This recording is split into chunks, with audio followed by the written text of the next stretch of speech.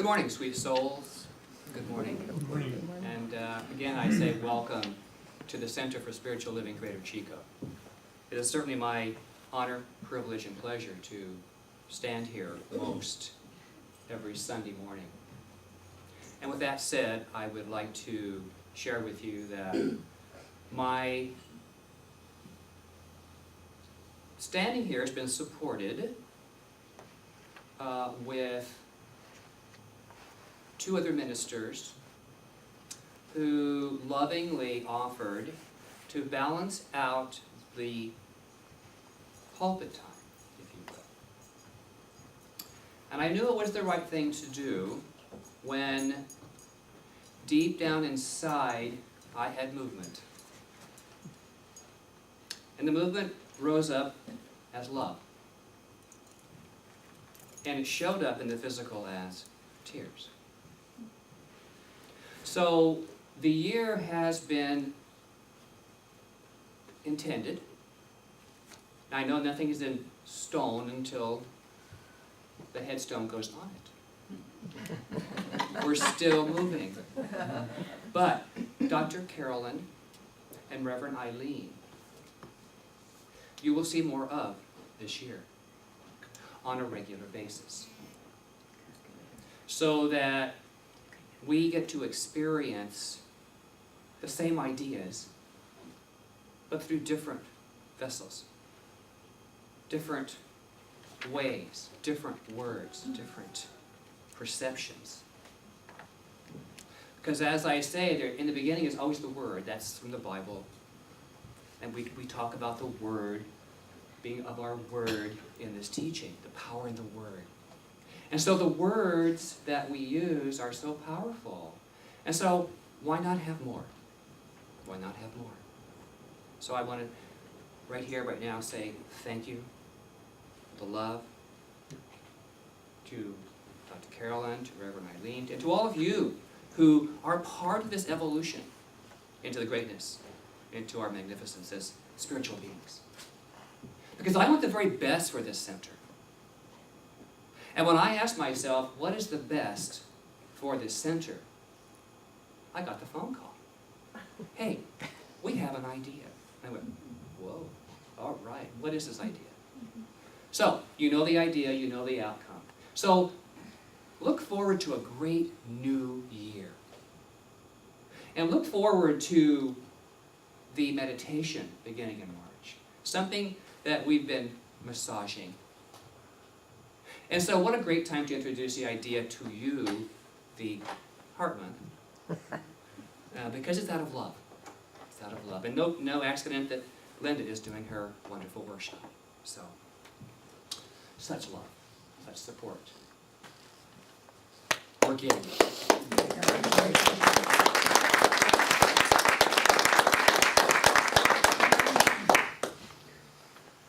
So with that said, I'll begin the Sunday lesson. So that's why you're all here. Welcome home. Welcome home. We call this our spiritual oasis. I do. And I hope and know you feel the same. That you come here to be nourished, reminded, maybe watered, if you will. But well hydrated in the ideas. Well, this is your spiritual home in the physical sense. But where your real home is within. It's where your soul is nourished. It's where love is the purpose. So this morning you are invited to participate in several spiritual principles regarding what is available through a greater awareness of who you really are, and how to create the loving experiences that you deserve. Because you know you deserve them. So, somewhere, even if it's not up here yet or here yet, here you know. When I say, you deserve a loving experience. There's a resonance within the soul that says, yes, I am. Well, it is that divine urge that is within you. And it has the ability to create that life that you deserve. You know, you are born of the Eternal One, and as such are privileged to accept this life. Many of us don't accept this life as livingness. We just go bouncing along. I remember a ride in Disneyland when I was a kid, the bumper cars. You know, life's been like that for me. Bang, bang. And really, I'm not driving that bumper car. How many have done the bumper car or know what it is? There's no, I mean, you can kind of steer, but there's parameters. That's parameters. And to me, that's our belief system. We place those parameters. We bounce along and bounce along. I don't like that ride much today. I've given that one mostly up and over to something else. Well, I also know is that you are born to be true to the authentic you. The authentic you. You are the one that says yes to the divine you. So here we are. Here you are on assignment in this life. Your mission, should you choose to accept it, is to love yourself enough to accept the true you. I've been told, Michael, I have nothing to offer. My life has not been too good. I've let people down. Well, this may be your history, but it's not your truth. And the more you are declaring how it has been, or your history, is how you create your life. You're creating from yesterday's headlines of old news. Because there's power in that word I mentioned earlier. And so if we're talking about what was, we're telling Spirit, we're telling God, we're telling our true nature that this is what we deserve. Now, it's not that we're conscious of it, because we're really not, until right now. Okay, until right now. Truth is, your being here is no accident. In this place, in this time, with what has happened to you in your past, no matter what it was, no matter your current situation, this is your truth, that there is a greater spiritual purpose intended. No matter how great it is, even up till now, there's something greater. I look forward to the greater. Sometimes the greater has to happen out of something that seems, whoa, not so great. When my partner died a year and a half ago, we were, as co-pastors, we were in this position. Well, that wasn't so great, I thought. But what I'm learning about myself is I get to stand up as me. I wasn't conscious of that being part of my experience in life. But what else is there? It's what is now. So this is part of my living on purpose, is to stand for what I believe in as my truth. And in 42 years up until then, I was a partner in standing up. So it's really different. It's very new. And I have a lot of history. And it's easy to fall back on our history. But what I'm here to say is, step out of it. Create something new. Our life is like a book. It's like a book.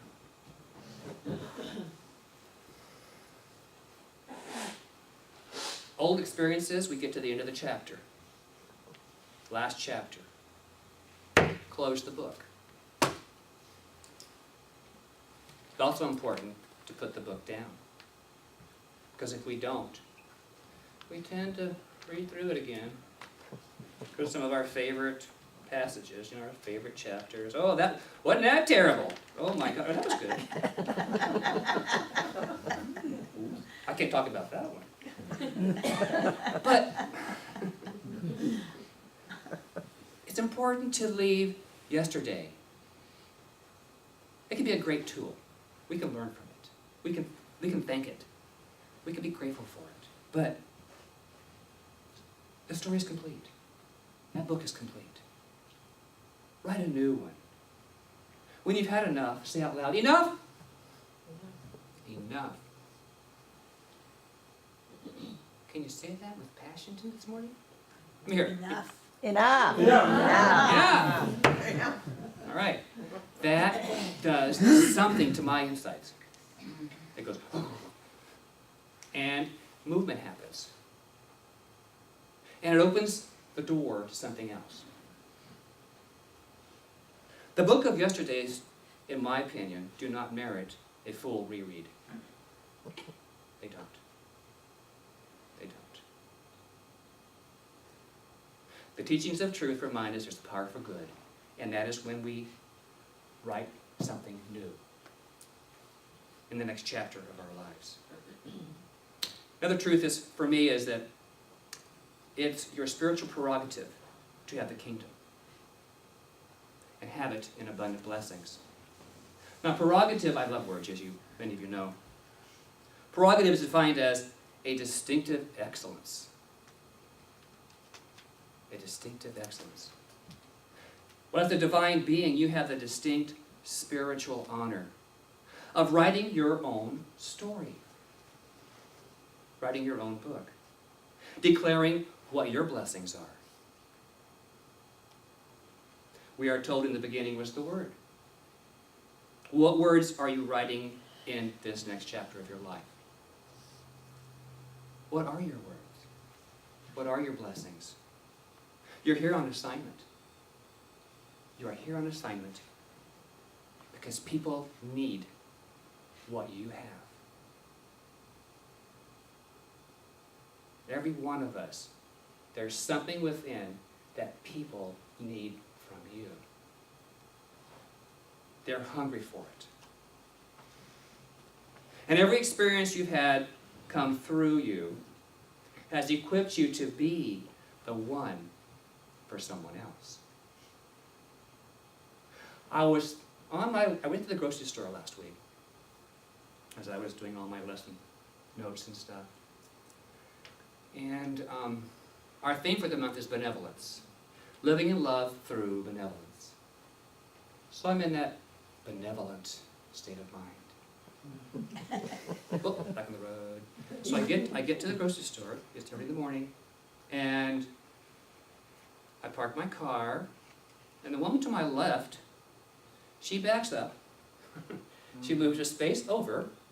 I could have judged that, but I thought, what's that about? And she pulled up about the time I was walking out of behind her and heard this crunch.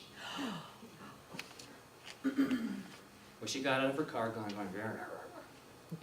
who makes these cars? Who makes those bumpers? And I said, did it do some damage? She says, oh, probably not. Well, if it does, you can't see it. So she had this whole stuff going on. And I said, well, it was a beautiful morning. It's still dark and clear. It was beautiful. So in we go, and I see her 2 more times in the store. And we communicate a little bit. So, in the checkout stand, I said, so how are you doing? She goes, thanks to you, I'm feeling a lot better.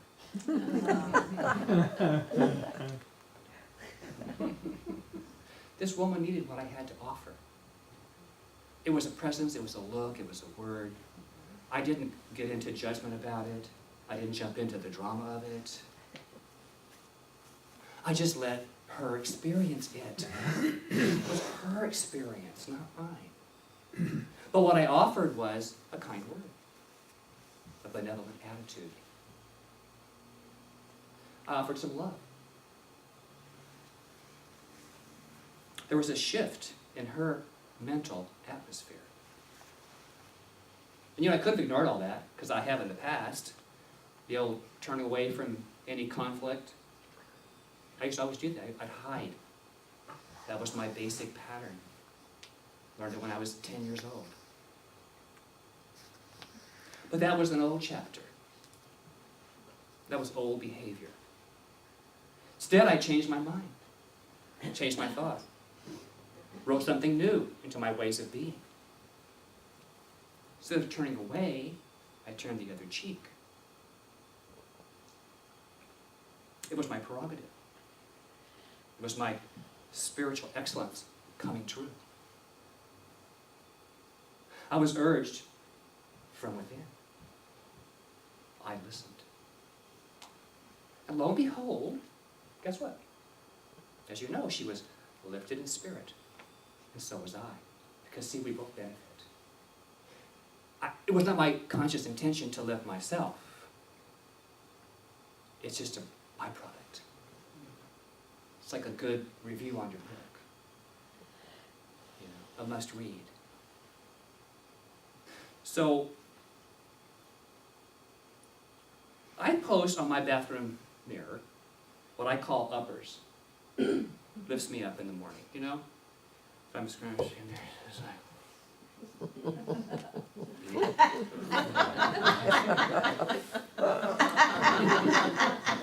Oh, you've seen me. Is you in the mirror? Come on. And I post important reminders for me. And one of them is this, my favorite. It's never too late to be what you might have been. It's never too late to be what you might have been. Spirit has great possibilities when we say yes to our divine urge. No matter what others around you might tell you, and they will, I'm not smart enough, I made a mess of my marriage, my relationships, I'm living paycheck to someone else's paycheck, wherever I can scrounge it, I'm ashamed of my past. All those things. People will tell you things. People will tell you things. You'll tell yourself things. And they're all good to be aware of, but don't do a research paper on it. I've done that. Beat the dead horse. Oh, sorry, horse. Oh my goodness. Let him go. Let them go. The power of your word is God's word. And whatever power we're putting to our word keeps us either old and dated, or last month's book, or something open to new. Put a period on it, that old stuff. Put a period on it. Spirit doesn't set the limits of your good. People don't set limits on your good. Much as you want to blame them. You do. You do. Ouch. Ouch. You have what it takes to accept the good life has for you. You do. The key is what you can accept. That's what this teaching is all about, accepting the good. And there are more examples here in this room. Each one of you is an example of not wanting the same good. That's why I enjoy talking with all of you. Because you each bring a different example of what's possible. What's possible. And they're right for you right now. No matter how it may upset you or thrill you. Why? Because they're part of your soul's evolution. Because you see, nothing can be left out of your experience if you're to evolve. You were designed by the creative intelligence to become. To become. Because you're always becoming. You're always becoming. A second ago, you were something different. Every time you add to your experience, you're becoming more. Becoming more. Becoming more. Coming into and as your spiritual magnificence. Well, I want to touch just briefly on Friday night. Peg Bailey was here. And you've seen her. She's an intuitive, spiritual intuitive. And as she was talking, as her guide was talking, Raphael, Reverend Louis had to come up again, because he said he's always here. He's everywhere. And when she went into his mannerisms, her movements changed. You've seen her. So I think, how does she do that? How does she know that? Well, it's not her, it's Louis, or it's whoever. And what her clarity for me was that she said the room, each of us, is filled and surrounded by people who made their transition, by their spirit. And whenever we need anything, call upon the person who was closest to you for support. Now, it's all God, it's all spirit, it's all love, it's all that stuff. And I find that brings comfort to some people to think that. You know, and what we're about is love and comfort. So if it brings you comfort, embrace it. Let it embrace you. And it's like our fan base. It's like our cheering section, and we're on the playing field, like with Super Bowl today. It's the Spirit of God immersed in us, around us. It's our support group. It's our fan base as we play our life out. And they're rooting for you as you play your game. So don't think you have to do it alone, because you're not.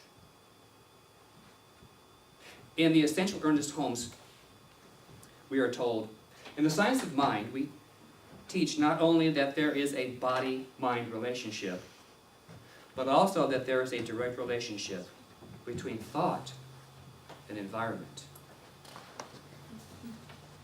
So God, infinite spirit, creative intelligence, is always supporting you as what you believe.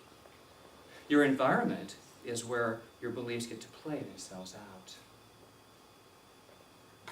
And so, God, as all there is, everywhere present, creative intelligence, living itself out through us in our field, brought me to a reading. And the book is entitled, God Got a Dog. Any of you ever seen this? It's a wonderful book. And it's all different ways that God shows up to experience. I'll read the flap, and it says, it's hard to be God. You have to, well, be God. But you also get to be God, which means you have quite a perspective on things, a perspective that no one else has. No one. So there you are, looking out at the world and everything in it, and one day you just might want to see what it's like to be a part of it all. And since you're God, you can do that. And so you do. So I'm going to read God Got a Dog. There are several passages, but seeing as how was the title. Here we go. God got a dog. She never meant to. She liked dogs. She had liked them ever since she was a kid. But since she didn't think she had time for a dog now, she was always working, and dogs needed so much attention. God didn't know if she could take being needed by one more thing. But she saw this dog out by the tracks, and it was hungry and cold and lonely. And God realized she'd made that dog somehow. Somehow she was responsible, though she knew logically that she had only set the world on its course. She couldn't be blamed for everything, but she saw this dog, and she felt bad. So she took it home and named it Ernie. And now, God has somebody keeping her feet warm at night.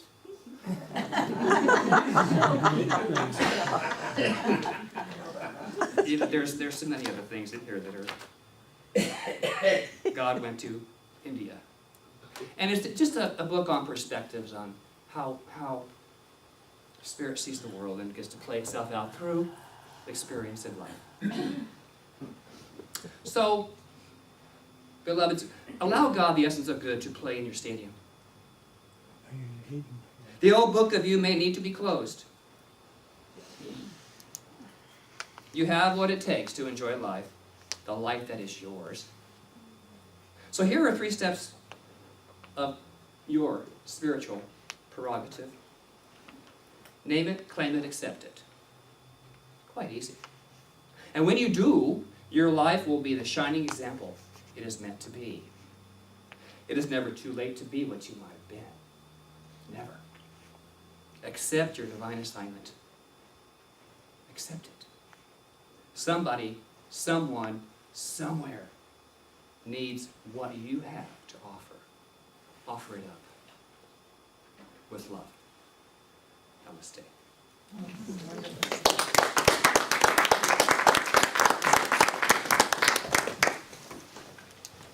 I would invite the ushers to come forward, please.